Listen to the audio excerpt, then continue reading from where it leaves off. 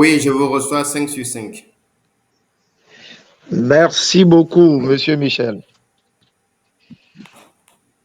Soyez tous les bienvenus au rendez-vous hebdomadaire chaque mardi de 12h30 à 13h30 à cette conférence publique, un lieu d'échange, de partage de connaissances, d'expériences qui nous édifie et qui nous forme, qui nous permet d'améliorer notre intelligence financière au jour le jour.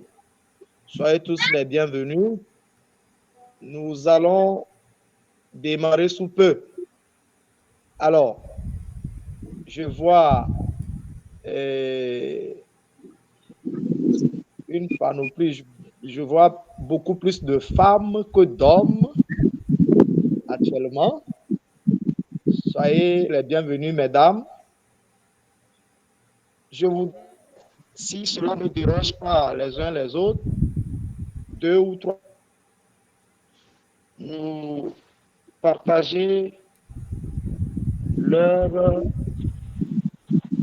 souhaits ou encore leurs vœux, ce qu'ils veulent comprendre ou cerner à travers cette qui va nous réunir aujourd'hui. Je voudrais parler essentiellement du thème intitulé Comment mieux utiliser le crédit pour développer une activité, une petite activité. Je voudrais donc recueillir les attentes, si cela ne va pas déranger les uns et les autres. 3 personnes au moins partager avec nous leurs attentes et afin qu'on puisse lancer le conférencier du jour. De bonne volonté, s'il vous plaît.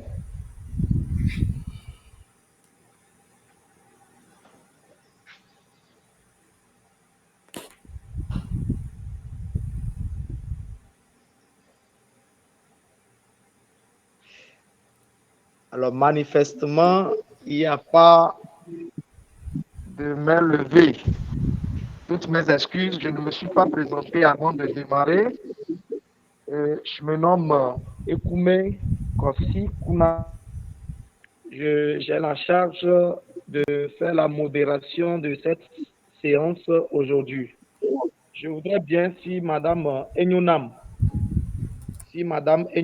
est en ligne, est-ce qu'elle peut bien partager ses attentes pour cette séance d'aujourd'hui-là avec nous?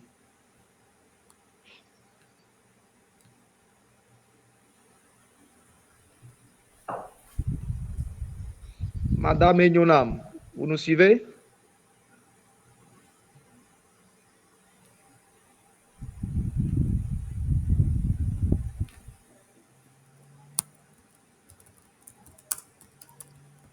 Oui, bonjour la famille. Oui, bonjour madame. J'espère qu'on m'entend. Oui, allez-y. D'accord. J'aimerais juste que ma question ce sera après le développement.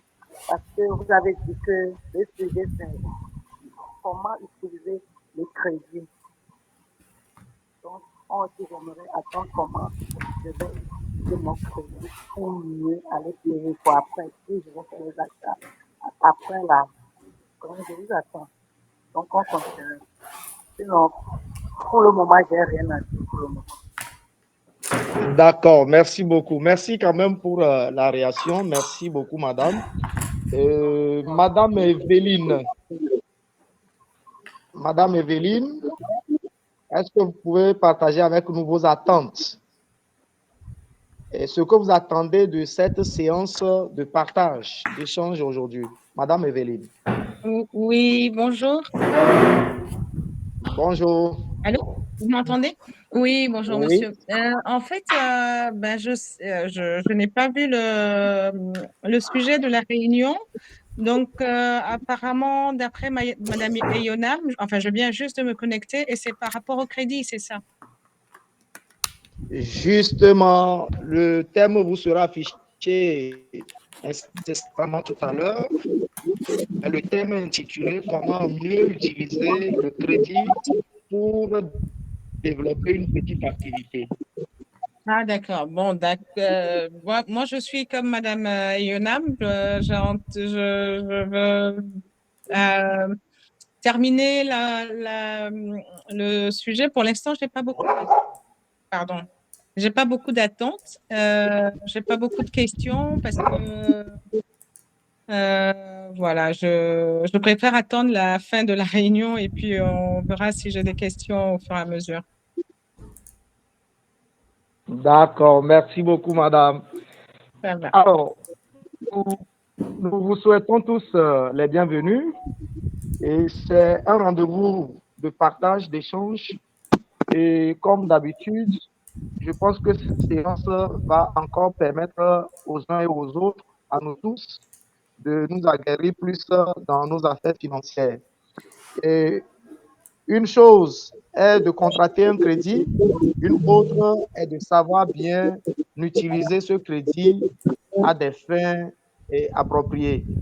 Alors, ce sujet est d'une actualité importante ou encore d'une importance capitale et qui nécessite qu'on puisse connaître tous les rouages et quel type de crédit pour quel type d'activité, etc.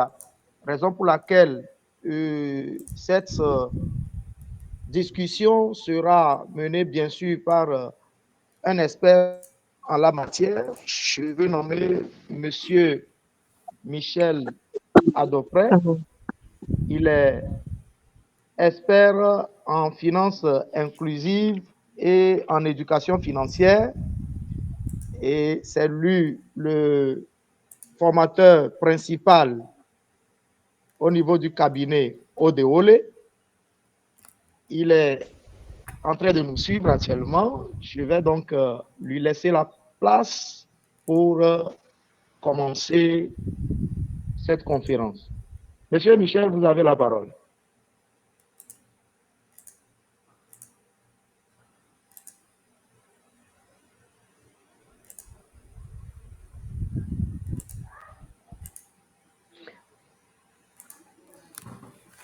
Bonjour, Allô, monsieur monsieur Ounalé, Michel. vous me recevez?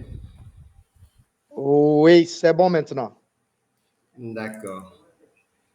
C'est toujours une joie et de nous retrouver et de faire ces partages-là. Et les mardis sont des rendez-vous de donner et de recevoir au niveau du cabinet Odewole. Odewole, ça veut dire ils sont chez eux. Donc, nous sommes aujourd'hui à un rendez-vous du donner et du recevoir.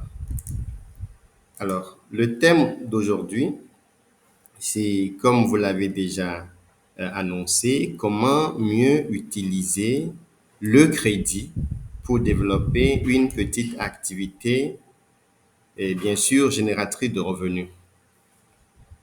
Alors, l'image qui nous a invités à cette conférence montre un arbre. Un arbre où on sème le crédit dans le sol et c'est ce crédit qui est semé dans le sol qui nous donne l'arbre, qui porte des fruits. Et les fruits, c'est achat de matériel, revenus stables, augmentation de stock. Voilà les fruits que cet arbre-là nous donne. Alors, s'il faut s'arrêter, nous allons dire que comment mieux utiliser le crédit pour développer une activité. Il s'agit de semer le crédit et puis faire en sorte que ça puisse nous donner des revenus stables, augmenter nos stocks et puis nous permettre d'acheter du matériel pour fructifier de l'argent. Donc voilà en clair, la conférence est terminée. Alors, de quoi il est question? aujourd'hui spécialement, nous allons aborder des notions au-delà de simple fait d'aller contracter du crédit auprès d'une institution financière. Il s'agit de voir en dessous qu'est-ce qui sous-tend la bonne utilisation du crédit. Et nous avons beaucoup d'experts, d'enseignants qui ont abordé ces notions-là avec différentes philosophies, mais eux tous, ils concourent à un point commun, c'est le bien-être financier des hommes sur cette planète Terre. Donc, ils ont un point commun que nous pouvons reformuler en ceci: changez votre esprit pour changer votre finance. Donc, nous allons aborder la notion de pensée vis-à-vis de crédit, de croissance, d'idées et de crédit. Et les personnalités qui ont développé différentes philosophies et auprès desquelles nous nous sommes renseignés, auprès desquelles on a été à l'école, nous voulons les présenter aujourd'hui. Il s'agit de William Atkinson, de T. Harv Eker, de Jésus-Christ, de Napoleon Hill, de Dale Carnegie et de Robert Kiyosaki. Qu'est-ce qu'ils en pensent? Quelle est leur expérience? Qu'est-ce qu'ils veulent nous prouver? Voilà de quoi il est question aujourd'hui. Alors, changez votre esprit et changez vos finances.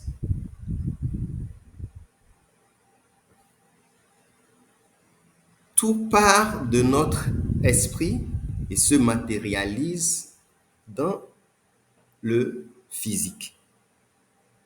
Lorsqu'on a une perception négative de quelque chose, spécialement du crédit, ça nous donne l'impression d'avoir un fardeau. Donc, le crédit est souvent perçu comme une source d'endettement. En réalité, c'est de l'endettement. Donc, on le perçoit comme ça. Et tel que perçu, ça engendre quoi? Du stress, de la responsabilité et de l'autre responsabilité. Ça engendre quoi? La peur. La peur de ne pas être en mesure de pouvoir rembourser l'argent des autres qu'on nous a donné. Pourquoi est-ce qu'on a peur? On a peur des conséquences que cela pourrait engendrer. Lorsqu'on a une perception négative du crédit, on est dans du problème même avant même de contracter le crédit. Pour finir, pour dire justement, c'est pour éviter ces problèmes-là que je ne voulais pas prendre du crédit. Voilà que je suis dans les problèmes. Parce qu'avant même de contracter le crédit, les gens ont une certaine perspective négative. Je ne parle pas de tout le monde. Je parle de ceux qui ont la perspective négative. Parce qu'il y a des gens qui ont une perspective positive du crédit. Lorsque on conçoit que le crédit, c'est un catalyseur de croissance,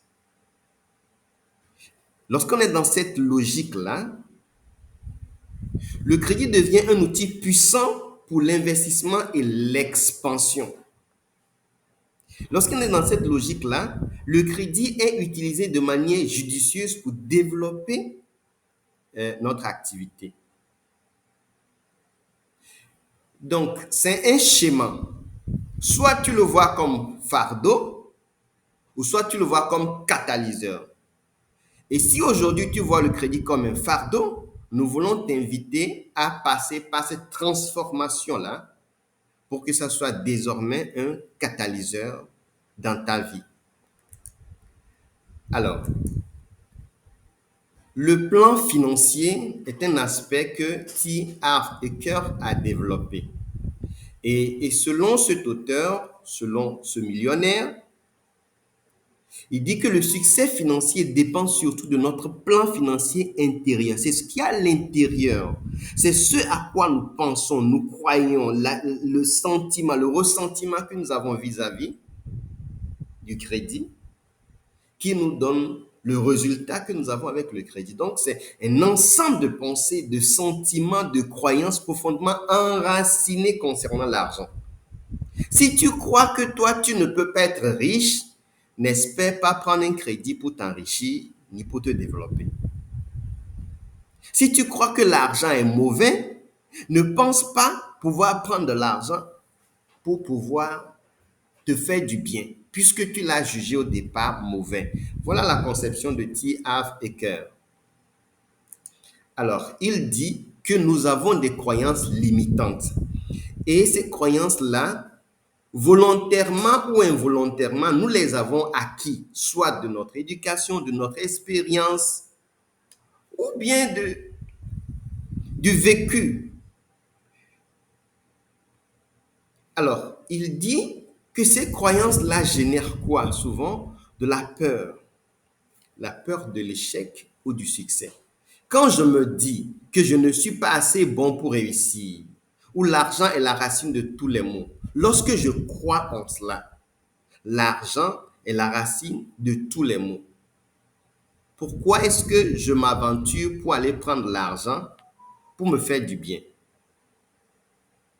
Lorsque je perçois que la dette est un fardeau, je ne devrais jamais emprunter. Il y a même des gens qui ont développé toute une philosophie pour éviter de contracter des dettes. Lorsque j'ai cette perception-là, je me culpabilise vis-à-vis de l'argent. Je me dis que je ne mérite pas d'être riche.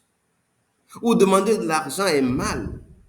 Voilà ces concepts-là qui développent une croyance limitante à notre niveau.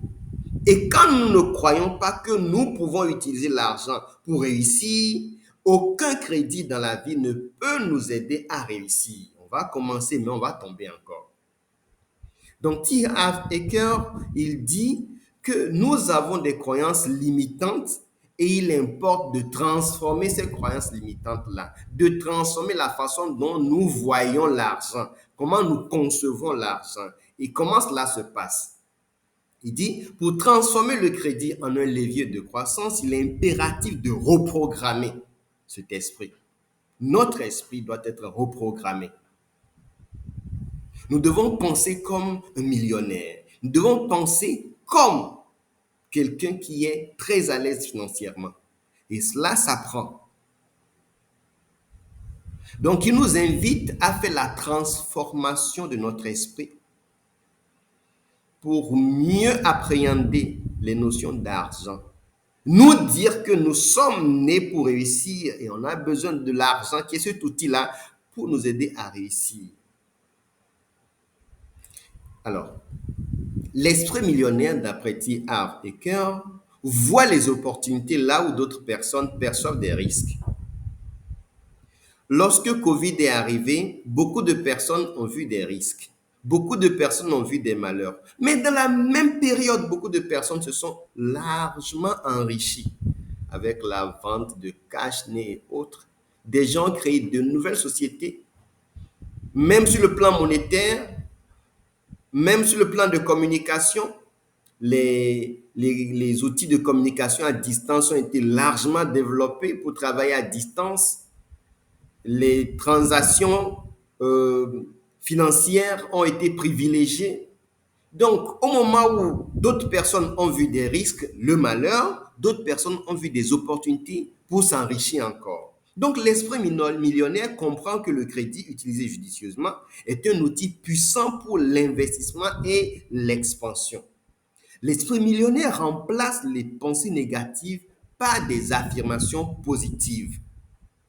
L'esprit millionnaire se concentre sur la valeur que l'on peut créer plutôt que sur la dette. Parce que toute personne sur cette planète Terre est unique au monde. Toute personne a une valeur, toute personne détient une compétence, sinon un talent naturel et peut produire de la valeur pour que d'autres personnes puissent en bénéficier. Toute personne est censée le faire et toute personne est en mesure de le faire.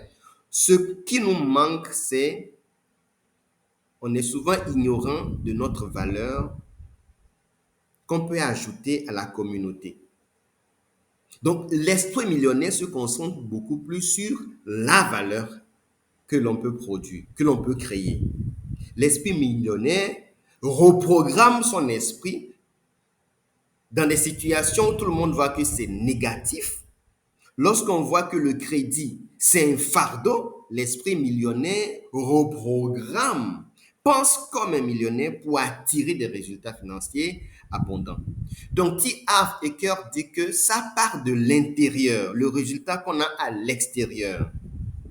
Avant que l'arbre ne sorte, il y a la graine qui est mise dans le sol. Ça part de l'intérieur avant que ça ne se manifeste à l'extérieur. Et Napoléon Hill, lui, dit que toute réalisation commence par un désir et c'est de l'intérieur. Donc, l'obtention et l'utilisation efficace du crédit pour développer une activité génératrice de revenus ne font pas exception. Si tu n'as pas ce ardent désir-là, cet ardent désir ne peut pas te pousser, si tu ne l'as pas, à faire une utilisation judicieuse du crédit. Si tu n'as pas cette envie de réussir, tu ne vas pas lutter pour que, quelles que soient les difficultés, tu puisses transformer ça pour que ton crédit puisse t'apporter beaucoup plus de bonheur.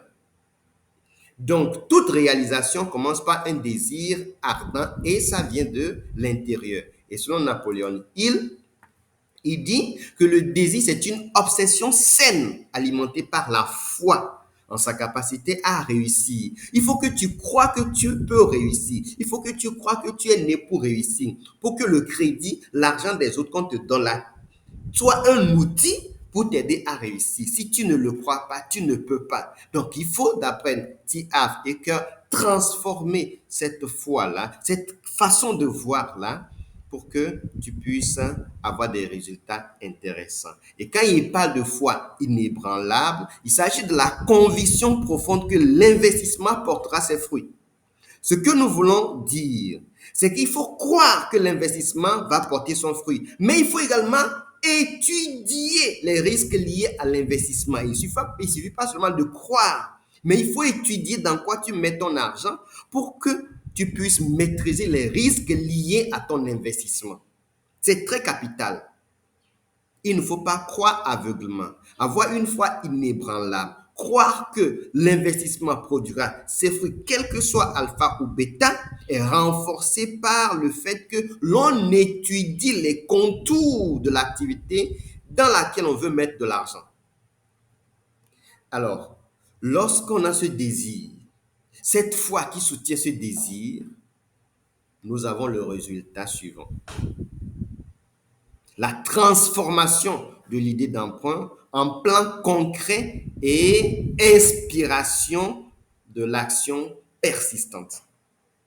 Le résultat que nous avons quand nous croyons, nous avons ce désir de réussir, nous croyons que l'argent est un outil pour réussir, ça transforme l'idée d'emprunter en plan concret et inspire à l'action persistante.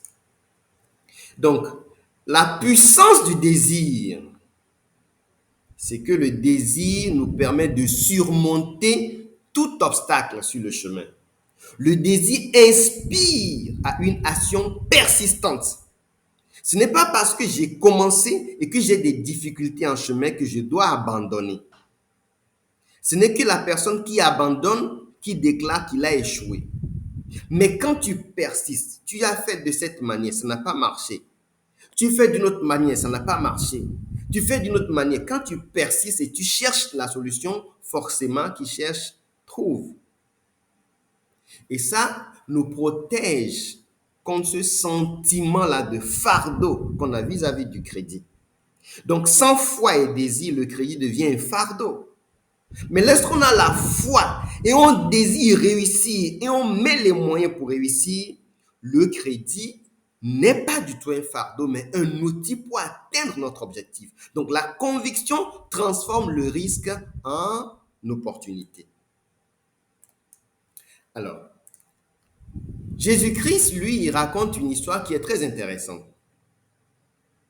Dans Matthieu 25, les versets 14 à 30, Jésus-Christ raconte l'histoire d'un maître qui confie des talents à ses serviteurs. Ce monsieur, il a rassemblé ses serviteurs et leur a donné des talents. Et selon la récompense qu'ils en font, ils sont jugés. Alors, regardons ce qui s'est passé. Nous avions eu parmi les serviteurs de bons et fidèles serviteurs et puis des serviteurs méchants et paresseux. Et tout est lié à l'attitude, à l'action, à la motivation qui conduit au résultat final. Donc, le bon et fidèle serviteur, son attitude, c'est qu'il voit le crédit comme une opportunité d'investissement. Dans l'histoire que Jésus raconte, le talent qu'on a donné à ses serviteurs, c'est du crédit. Donc, le bon et fidèle serviteur, il voit le crédit comme une opportunité d'investissement. Et qu'est-ce qu'il a posé comme action? Comme il a cette vision-là, que c'est un investissement, il croit que ça doit produire, ça doit lui permettre de réussir. Qu'est-ce qu'il fait? Il investit le crédit dans des activités génératrices de revenus. Mais qu'est-ce qui le motive? Il a ce désir-là de plaire au maître et ce désir de générer de la valeur. Le résultat a été automatique. Il a su multiplier le capital et reçu des éloges et des responsabilités accrues auprès de son patron. Mais le mauvais et méchant serviteur, quel a été son comportement? Il voyait le crédit comme un risque, une source de peur. Je connais mon maître. C'est un mauvais maître. Il m'a mis en difficulté en me remettant ce talent-là. Il a peur de fructifier.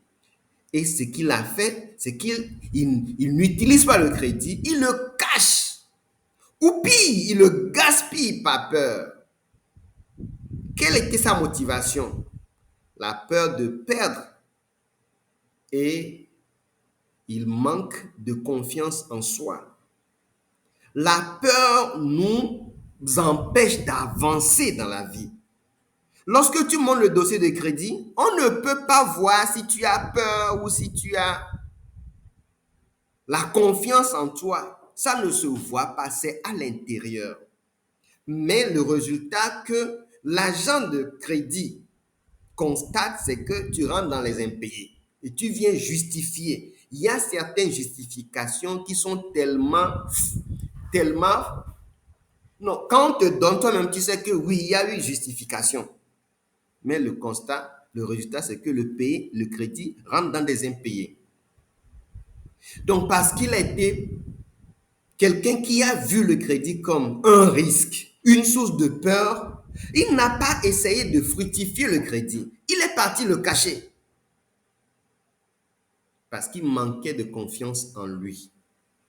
Si tu ne crois pas en toi, comment tu penses que l'argent des autres va t'aider à évoluer? Comment tu penses que les autres peuvent t'aider à évoluer? Il faut croire en toi. Il faut croire que tu es capable de réussir et de poser les actes nécessaires pour permettre de réussir. Le mauvais serviteur, lui, il ne gênait aucun retour et est quoi? À la fin, reprimandé.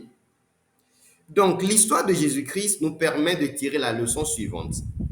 Utiliser le crédit de manière proactive pour investir et générer des profits. Ne pas l'utiliser par peur ou par manque de vision revient à enterrer son talent, manquant une opportunité de croissance. Utiliser, c'est avec SER, R de frappe. Donc, Robert Kiyosaki renchérit, il dit ceci, il dit que la différence fondamentale entre un passif et un actif, c'est que celui-ci nous permet de voir comment nous classifions nos possessions. La différence, c'est fondamentalement dans comment nous classifions nos possessions. Parce que lui, il a sorti la notion de actif et de passif qui lie au crédit. Donc, tu peux prendre du crédit pour acheter des actifs et prendre du crédit pour acheter des passifs. Mais fondamentalement, c'est la manière dont nous classifions ça là qui est le problème. Alors, en détail, c'est que quoi? Selon Robert Kiyosaki, les actifs mettent de l'argent dans notre poche et les passifs retirent de l'argent de notre poche. Voilà les caractéristiques qu'il a données. Donc, d'après Robert Kiyosaki, l'actif génère des revenus ou prend de la valeur. Et le passif fait quoi? Il génère des dépenses ou perd de la valeur. Un exemple, il dit, en actif, on peut avoir une machine de production augmentant la capacité et les ventes. Donc, quand tu prends du crédit pour acheter une machine pour augmenter la capacité et les ventes, là, tu augmentes la valeur, tu produis de la valeur. Lorsque tu prends du crédit pour acheter de l'immobilier locatif ou bien pour faire une construction pour l'entreprise qui génère des revenus, là, tu augmentes de la valeur, tu crées de la valeur. Lorsque tu prends du crédit pour faire quoi? Pour stocker des produits à forte rotation, pour augmenter la marge au moment opportun, tu fais quoi? Tu augmentes la richesse nette. Donc, l'actif a pour objectif de faire quoi? D'augmenter la richesse. Mais le passif a pour objectif de faire quoi? De diminuer la richesse nette. Donc, un exemple, lorsque tu dépenses de l'argent, tu fais sortir de l'argent pour que rien ne revienne en retour, tu es en train d'utiliser ton argent de manière passive. Donc, les dépenses personnelles financées par le crédit d'entreprise, c'est du passif. Souvent, cette histoire-là de dépenses personnelles financées par le crédit de l'entreprise, c'est quand on arrive à une situation où on mélange l'argent de l'entreprise avec l'argent personnel ou bien du foyer. Et quand c'est comme ça, constatez que l'argent de l'entreprise, lorsque tu le mets dans les dépenses personnelles ou bien dans les dépenses de foyer, ça se perd complètement, ça ne revient plus. Lorsqu'on utilise de l'argent pour acheter de l'équipement obsolète qui ne peut pas vraiment servir, les amis, c'est du passif. Et les dettes de consommation à taux élevé sont des tueurs silencieux. C'est du passif. Donc, Robert Kiyosaki nous permet de clarifier l'utilisation qu'on peut faire du crédit pour que ça puisse nous avantager. En conclusion, il dit quoi? Il dit la distinction entre une bonne ou une mauvaise dette repose sur quoi? Sur leur finalité et leur impact. Je donne un exemple concret pour soutenir cette affirmation-là de Robert Kiyosaki. Lorsque j'achète une voiture, jusque-là, ce n'est ni un passif ou un actif. Lorsque je destine l'utilisation de la voiture-là à l'utilisation personnelle, donc c'est moi qui assume pleinement toutes les dépenses liées à cette voiture-là. Donc, la voiture-là me fait créer encore d'autres dépenses. Ça, c'est du passif. Donc, lorsque j'achète la voiture et que je mets la voiture en circulation pour faire transport public, l'essence est payée par la rentabilité. L'entretien de la voiture est payé par la rentabilité. Donc, au moins, l'argent rentre via la voiture-là. C'est pourquoi quand Robert Kiyosaki dit que la distinction repose sur la finalité. Distinction entre bonne et mauvaise dette. Bon et mauvais crédit, là, ça repose sur la finalité. Tu as pris le crédit pour faire quoi? C'est de ça qu'il est question. quel impact ça produit au plan financier, c'est de ça qu'il est question. Donc, si nous voulons classifier les bonnes ou bien les mauvaises dettes, nous allons dire que lorsque tu prends du crédit pour acheter une machine, l'objectif c'est quoi? C'est d'augmenter la capacité de production, donc de réduire les coûts unitaires. Et l'impact, ça double la production, ça améliore la rentabilité. Lorsque je prends du crédit marketing ciblé pour attirer de nouveaux clients grâce à des campagnes efficaces, quel est l'impact attendu? C'est que ça nous permet de hausser la vente et de faire l'expansion de la clientèle.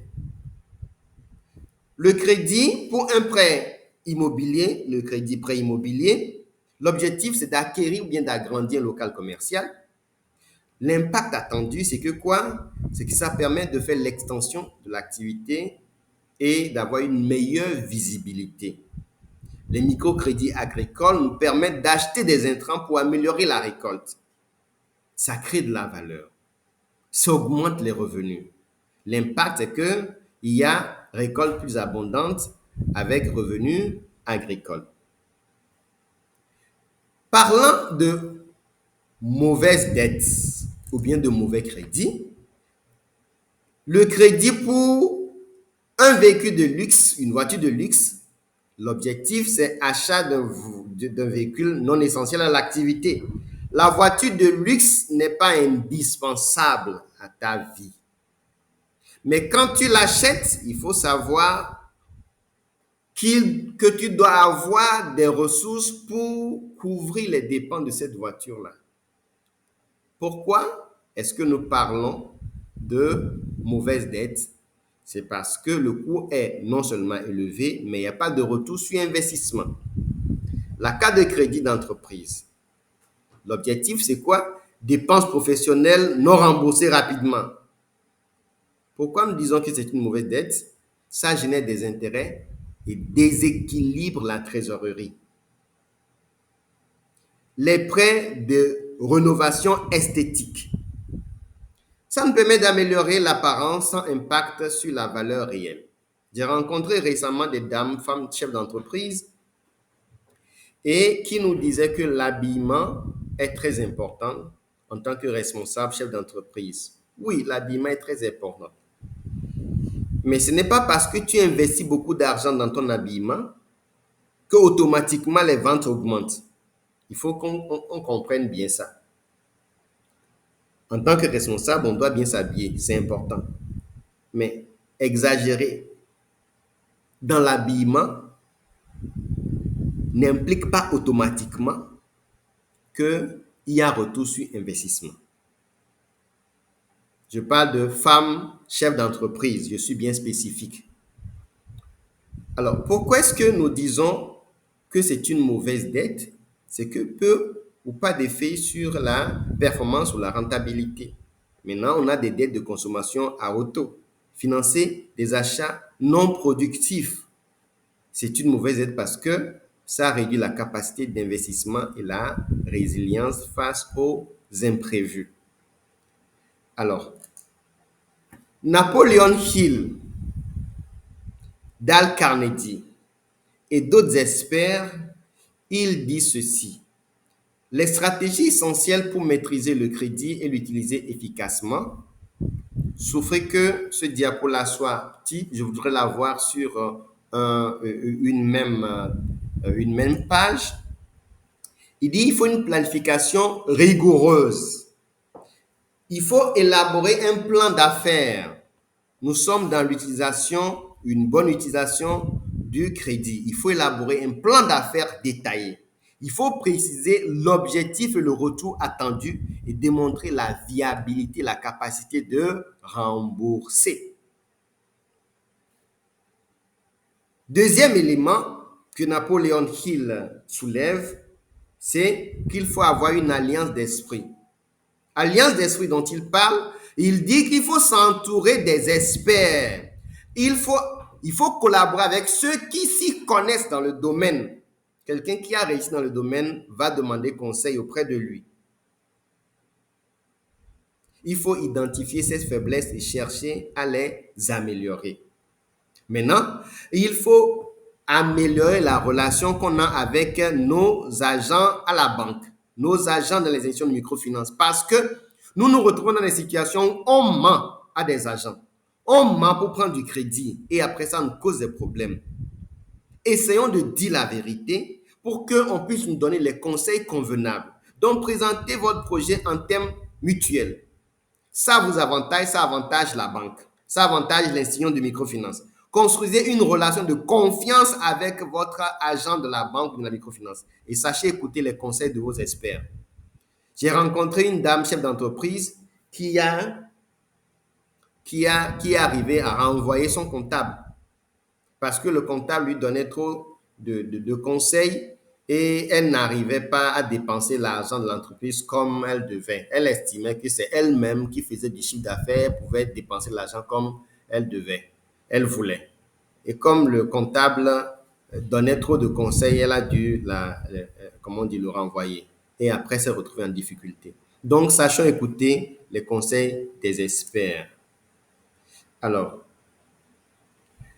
et William Atkinson, lui, dit qu'on ne vend pas de produits, on vend de l'émotion. C'est l'énergie que tu mets qui valorise ce que tu fais. Donc, lorsque vous exposez votre projet à un prêteur, à une institution financière, allez au-delà des chiffres et des projections financières. Le prêteur, il a besoin de vous faire confiance.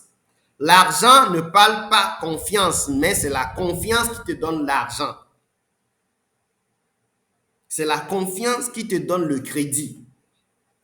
Ton dossier peut être très bien ficelé, etc. Mais si on ne croit pas en toi, on ne te donnera pas ce crédit-là.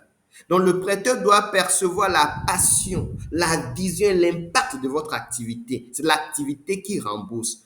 Le prêteur ne s'attend pas à aller vendre ce qu'on met en garantie. Oui, j'ai mis un terrain de 10 millions en garantie, donc j'ai pris un crédit de 2 millions, donc je peux bouffer ça. Non, le banquier n'a pas besoin de faire les procédures pour aller vendre ton terrain et prendre les 2 millions, te retourner les 8 millions. Non, ce n'est pas un agent commercial.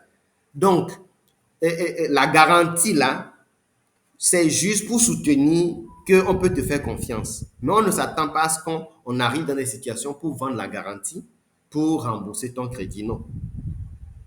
La passion, la vision, l'impact, c'est de ça qu'il est question. Donc, une présentation qui communique une émotion positive et une vision inspirante peut transformer une simple demande de financement en quoi? En un investissement dans un rêve partagé entre la personne, l'institution qui donne le crédit et toi qui es l'entrepreneur. Devenez maître de votre économie. Voilà ce que nous pouvons retenir des enseignements. Le crédit, loin d'être une très simple transaction, est un amplificateur de votre état d'esprit. Si vous avez un mauvais état d'esprit, le crédit va vous donner de mauvais résultats. Si vous avez un bon état d'esprit, vous allez utiliser le crédit pour avoir de meilleurs résultats. Donc, transformez-le en levier de croissance. Donc, nous pouvons retenir esprit de richesse cultivé, un esprit millionnaire avec cœur.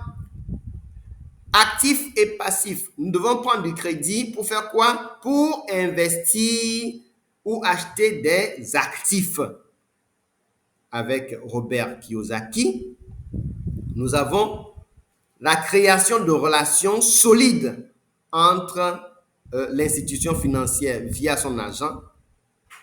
Construisez des relations de confiance avec vos banquiers et puis communiquer une vision inspirante dans vos présentations. En maîtrisant ces principes, vous ne craindrez plus le crédit, mais l'utiliserez pour bâtir l'entreprise de vos rêves. Changez votre esprit et changez vos finances. Aujourd'hui, nous allons parler du crédit, mais nous allons aborder d'autres notions qui ne sont pas souvent abordées. Nous allons aborder ce qui se passe à l'intérieur, dans notre esprit, pour avoir le résultat. Donc, changez votre esprit pour changer vos finances. Je vous remercie. Monsieur Kounalé, je m'arrête à ce niveau. Vous avez la parole.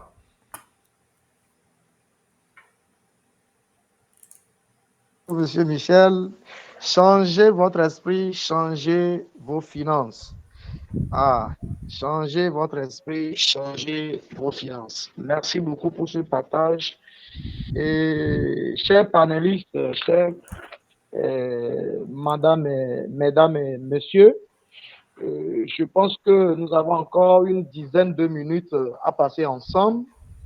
Je vous laisse donc l'opportunité de poser des questions d'éclaircissement, de faire des ajouts, des témoignages, des partages d'expériences.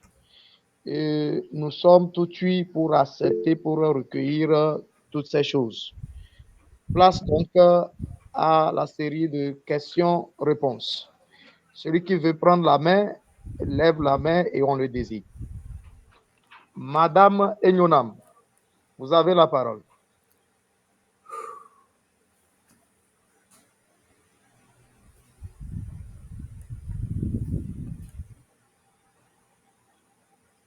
Madame Enyonam, vous avez levé la main. Vous avez Oui, donc la merci, parole. monsieur. Oui, monsieur. Je suis en train de vendre. Je fais les deux choses. Excusez-moi. Ok. Merci à monsieur Michel pour le développement. Vraiment, juste pour remercier. Je dis que moi, tout est clair de mon côté. Sincèrement, mes questions, je les ai eues des réponses à mes questions. Et prochainement, je sais comment m'y arriver. Merci beaucoup. D'accord. Merci beaucoup. Vous avez trouvé satisfaction à vos inquiétudes par rapport. Effectivement. Pardon? Effectivement. J'ai dit oui, oui. D'accord. Merci beaucoup. Et c'est un plaisir pour nous que vous ayez satisfaction à vos inquiétudes. Alors, si une autre personne a une inquiétude, une question, c'est l'occasion de lever la main. Nous allons lui donner la parole pour des questions, des ajouts, des partages d'expériences.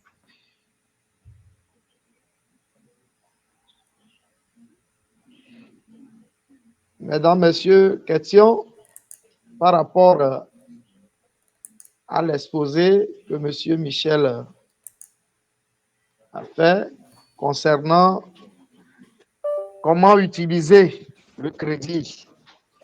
Je pense que le thème a été bien élargi à d'autres aspects. Nous avons appris beaucoup de choses, mais peut-être il y aurait des ombres pour certains encore. Alors, vos questions sont les bienvenues alors.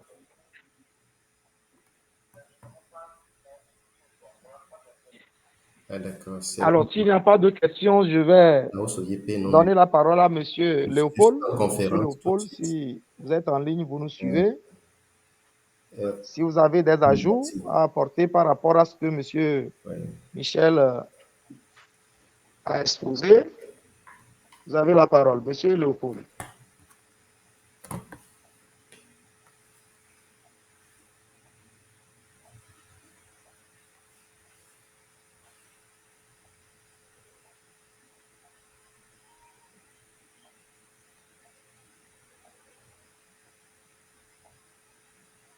Monsieur Léopold aurait certainement un souci technique.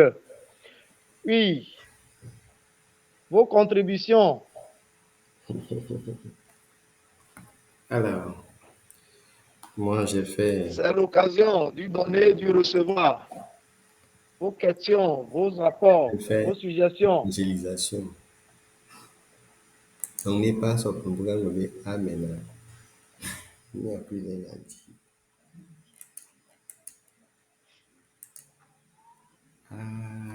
Pardon? Quelqu'un vient de... Madame Evelyne, vous aviez dit qu'à la fin, vous attendiez la fin de la présentation pour poser des questions ou encore émettre attentes. Est-ce que vos attentes sont comblées, Madame Evelyne? Oui, voilà, mais je pense que la présentation était claire. et ça donne une bonne vision de ce qu'on doit faire par rapport au crédit. Pour moi, Monsieur Michel a répondu à mes attentes. Voilà. Voilà. C'est tout. Et merci beaucoup. Merci bien. Merci à vous également. Merci. Oui, Monsieur Oubono Fred, vous avez la parole. Merci. D'abord, je tiens à remercier beaucoup Monsieur Michel de son exposé. Vous m'excusez, je suis le directeur de la COPEC Le Salut. Et donc, il a fait vraiment un bon exposé. Et chacun a intérêt. Seulement que je regrette un peu qu'il n'y a pas eu suffisamment de personnes qui ont participé à la formation. J'aurais souhaité que la formation soit encore reprise et qu'il y ait beaucoup de personnes à participer effectivement à cette formation. Sincèrement, l'autre aspect de l'exposé n'a pas été abordé, le cas des impayés. Mais indirectement, la formation même en parle. Lorsque vous n'utilisez pas très bien le crédit, vous allez vous retrouver dans des impayés, dans des situations indescriptibles. Et il y a lieu, effectivement, d'utiliser le crédit à bon escient. Et nous avons l'habitude de dire aux gens que le crédit, il faut réfléchir 10 000 fois avant de soumettre un dossier de crédit. Ce n'est pas pour la simple plaisanterie que les gens sollicitent du crédit. Toi aussi, tu vas dire que tu sollicites un crédit. Il faut que le besoin soit bien exprimé, bien étudié, avant de soumettre le dossier. Et en faisant le crédit, on tombe dans une autre situation. Il faut se refuser certaines choses. Il faut se refuser certaines dépenses. Et ces dépenses se retrouvent beaucoup dans le cadre du passif. Lorsque vous ne vous refusez pas certaines réalités, certaines choses, vous allez vous retrouver dans des situations indescriptibles qui sont les impayés. Et alors là, vous avez maintenant des problèmes avec l'institution qui vous a fait le prêt. Sincèrement, j'ai beaucoup apprécié tout le développement avec les illustrations, en passant par les grands auteurs, et revenant un peu sur Jésus-Christ, etc. J'ai beaucoup apprécié cela. Donc, je tire beaucoup de chapeau à mon frère Michel et je le recommande à continuer l'exercice qu'il est en train de faire. C'est pour sauver toute une population, c'est pour sauver tout un peuple là. Donc, bon vent à lui. Je vous remercie. Merci beaucoup, Monsieur Kouvanou. Merci beaucoup. Merci pour vos apports. Je pense que votre doléance aussi sera prise en compte. Et vivement, c'est notre souhait. Nous voulons que cette plateforme puisse atteindre plusieurs personnes, notamment nos mamans, nos femmes qui exercent des activités génératrices de revenus et qui sont souvent victimes de l'ignorance entre griffes ou de la méconnaissance d'un certain nombre de choses. Alors, c'est l'occasion, une fois encore, de lancer l'appel à nous tous qui sommes sur cette plateforme, de partager le lien afin que d'autres personnes également puissent suivre ces différentes conférences. Merci beaucoup, M. Kouban. Merci à vous. Alors, nous avons encore quelques 5 minutes avant de retourner la parole à M. Michel s'il a quelque chose à dire. Je vois des mains levées. Monsieur Maurice. Monsieur Maurice. Oui, Monsieur Maurice, vous avez la parole.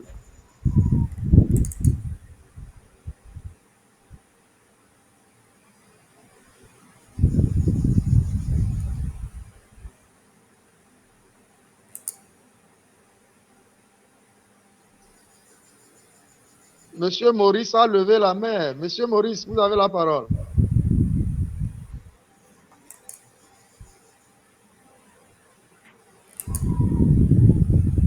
Allô, Monsieur Maurice.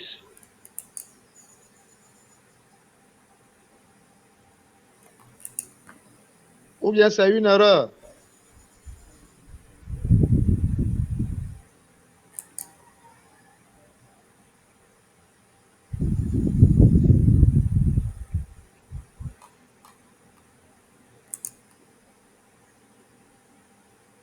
Je pense que M. Maurice ne nous suit pas.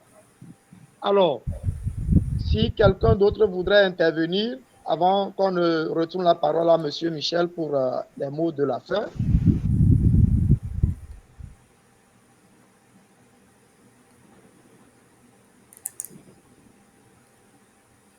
Qui voudrait bien prendre la parole, lève la main. Il y a Madame Nyanouchia, vous avez la parole. Allô, bonjour à tous. Bonjour, madame.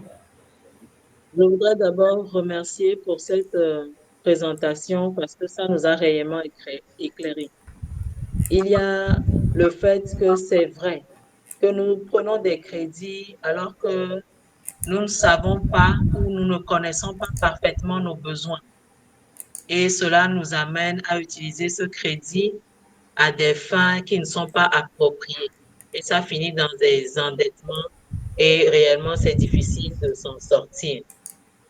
Et le fait d'avoir suivi cette présentation, moi personnellement, ôté le fait d'avoir crainte de prendre un crédit. Parce que dans ma tête, je suis bloquée, je me dis, si je prends le crédit et que après, j'arrive pas à payer, ça veut dire que j'ai des problèmes supplémentaires. Mais au vu de la présentation, j'ai compris qu'en fait, il fallait que j'analyse d'abord mes besoins, que je sois sûre de la rentabilité de mon projet avant de déposer la demande, de faire une utilisation concrète et appropriée des fonds que j'ai reçus, de sorte d'obtenir les résultats que je prévois. Et alors, le crédit sera pour moi une opportunité de m'agrandir et non des dépenses ou des pertes à long terme.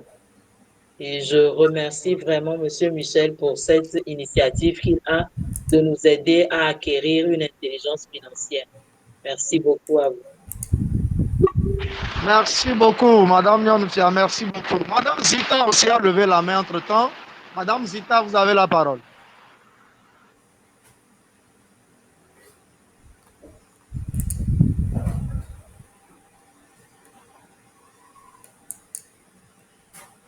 Oui, bonjour, chers tous.